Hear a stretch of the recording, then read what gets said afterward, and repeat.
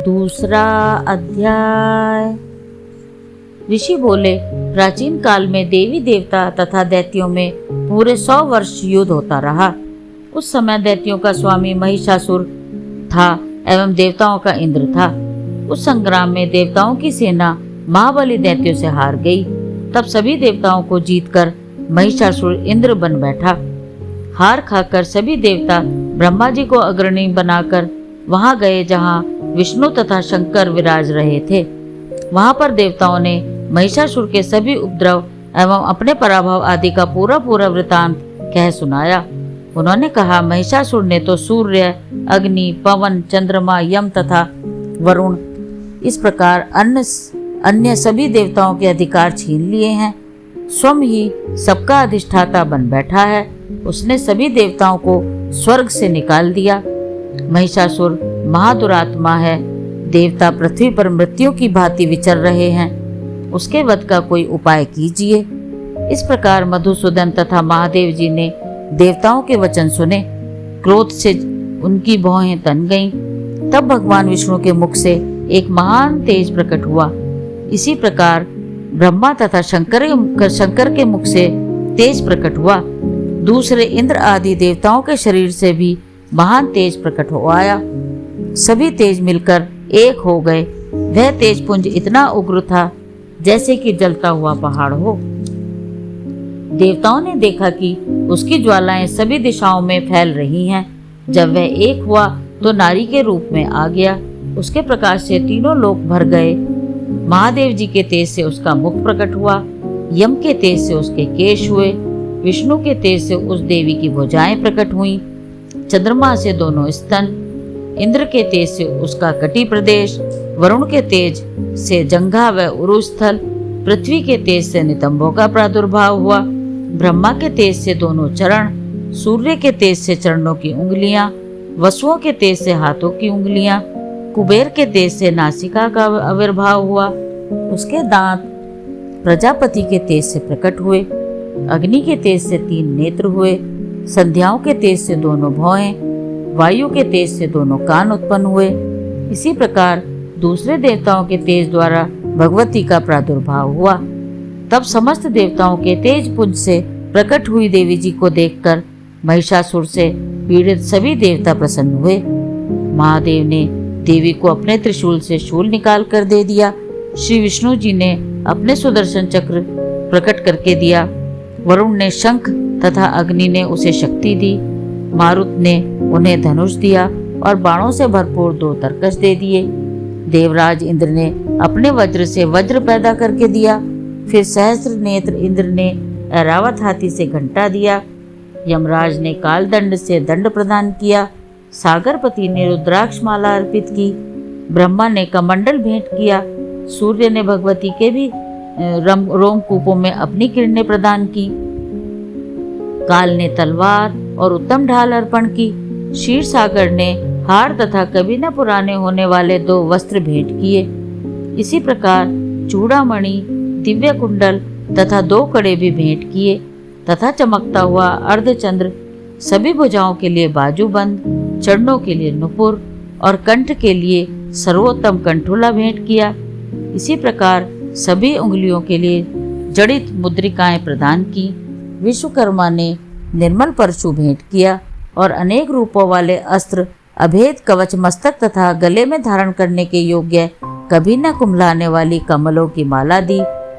जलधि ने उसे बहुत सुंदर कमल दिया। हिमालय ने वाहन के लिए सिंह एवं और भी अनेक प्रकार के रत्न भेंट किए। कुबेर ने सुरा से भरपूर पात्र दिया। सभी नागों के स्वामी एवं पृथ्वी धारण करने वाले शेष जी ने महामणियों से सुशोभित नागहार दिया। इसी प्रकार सारे देवताओं ने भी भूषण आयुधों के द्वारा देवी जी का सत्कार किया। तब तो भगवती ने अट्टहास करके ऊंचे स्वर में गर्जना की। उसके भयानक नाद से सारा आकाश भर गया।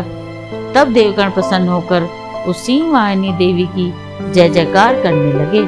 मुनियों ने भक्तिभाव से नम्र होकर देवी जी की स्तुति की। इधर देवताओं के शत्रुओं ने सारी त्रिलोकी को शोकग्रस्त देखा। तब तो वे अपनी सारी सेना को कवच आदि से तैयार कराकर अस्त्र शस्त्र लेकर झट उठ खड़े हुए। महिषासुर क्रोध में आकर बोला, अरे यह क्या हो रहा है? इतना कहकर सभी दैत्यों के साथ घिरकर उस सिंहनाद की ओर भागा। वहां जाकर उसने तीनों लोगों को अपने तेज से प्रकाशित करती हुई देवी को देखा। उस देवी के चरणों के भार से पृथ्वी दबी जा रही थी। माथे की किरीट मुकुट से आकाश पर रेखाएं पड़ती जा रही थीं। उसके धनुष की टंकार से सातों पाताल शोभग्रस्त थे और हजारों भुजाओं से सभी दिशाओं को ढककर देवी खड़ी हुई थी। उन देवी जी के साथ उन दैत्यों का युद्ध आरंभ हो गया। नाना प्रकार के अस्त्र शस्त्रों के प्रहारों से दसों दिशाएं भर गईं। महिषासुर का सेनापति उस समय चिक्षुर नाम का एक महान दैत्य था। देवी जी के साथ उसी का युद्ध होने लगा। इसी प्रकार अन्य दैत्यों को तथा चतुर्गणी सेना को साथ लेकर चामर भी युद्ध करने लगा। 60,000 रथियों को साथ लाकर उदग्र महादैत्य भी युद्ध में प्रवृत्त हो गया। महाहनु दैत्य 5 करोड़ रथियों के साथ युद्ध में आ गया। 60 लाख रथियों से आवृत वाष्कल दैत्य युद्ध में उतर पड़ा।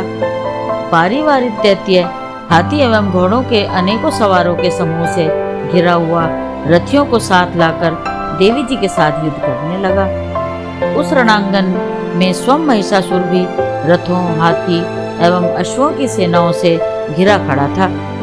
तोमर, भिंदीपाल, शक्ति, मूसल, परशु, पट्टीहास, खंग आदि अस्त्रों से युद्ध में देवी जी के साथ युद्ध करने लगे।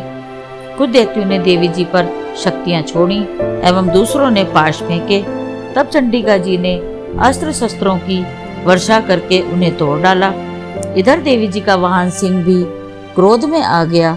अपनी गर्दन के बाल हिलाता हुआ दैत्यों की सेना में इस प्रकार घूमने लगा जैसे कि वन में अग्नि फैलती जा रही हो। उस युद्ध भूमि में युद्ध करती हुई अंबिका ने जितने श्वास छोड़े वे ही झटपट सैकड़ों हजारों गणों के रूप में परिणित हो गए। प्रकट होकर उन गणों ने खंग, भिंदीपाल, परशु, पट्टिश आदि शस्त्रों से युद्ध प्रारंभ कर दिया। देवी जी की शक्ति से वृद्धि पाकर वे गण दैत्यों का नाश करने लगे। साथ में दूसरे गण नगाड़े, शंख आदि बजाने लगे। महती प्रसन्नता देने वाले उस युद्ध रूप उत्साह में कुछ एक ने मृदंग बजाए। तब देवी जी ने त्रिशूल, गदा और शक्तियों की वर्षा से तलवार आदि शस्त्रों से सैकड़ों महान असुर मार डाले और दूसरे कितने एक दैत्यों को घंटे के भयप्रद नाद से मूर्छित करके मार कर गिरा दिया। मरे दैत्यों को पास से बांधकर पृथ्वी पर घसीट डाला। कितने तो गदा की चोट से घायल होकर पृथ्वी पर सो गए। मूसलों के प्रहार से कई एक रुधिर वमन करने लगे एवं कई एक शूल द्वारा वक्ष स्थल फट जाने से पृथ्वी पर सो गए। कितने एक दैत्य बाणों की वर्षा द्वारा युद्ध करने वाले शत्रु प्राण छोड़ने लगे। कितने एक दैत्यों की भुजाएं कट गईं, दूसरों की ग्रीवाएं छिन्न भिन्न हो गईं। कई दैत्यों के सिर कट गए, कुछ मध्य से विदीर्ण हो गए। कुछ दैत्यों को जंघाएं कट गईं, वे पृथ्वी पर गिर गए और कुछ एक दैत्यों की तो एक भुजा, एक आंख, एक पांव वाला करके 2 टुकड़े कर डाला। मार मार कर गिराए हुए रथी, हाथी, घोड़े एवं असुरों की लाशों के द्वारा जहां महायुद्ध हो रहा था वहां की पृथ्वी इस प्रकार भर गई कि वहां का आना जाना कठिन हो गया। वहां सेना एवं असुरों के रुधिर बहने से रुधिर की बड़ी बड़ी नदियां बहने लगीं। जगदम्बा जी ने एक क्षण में ही दैत्यों की महती सेना का इस प्रकार नाश कर दिया जैसे कि लकड़ियों के बड़े ढेर को अग्नि जला देती है। देवी का वाहन सिंह अपने बालों को छटकाता हुआ, बड़ी गर्जना करता हुआ दैत्यों के शरीर से मानो प्राण ही चुन रहा हो, इस प्रकार घूमने लगा। देवी जी के उन गणों ने महाअसुरों के साथ बड़ा युद्ध किया, जिससे देवता प्रसन्न होकर आकाश से पुष्पों की वर्षा करने लगे। दूसरा अध्याय समाप्त। आगे की वीडियो देखने के लिए कृपया लाइक करें, सब्सक्राइब करें तथा हमारी नई वीडियो देखने के लिए बेल आइकन दबाएं। धन्यवाद।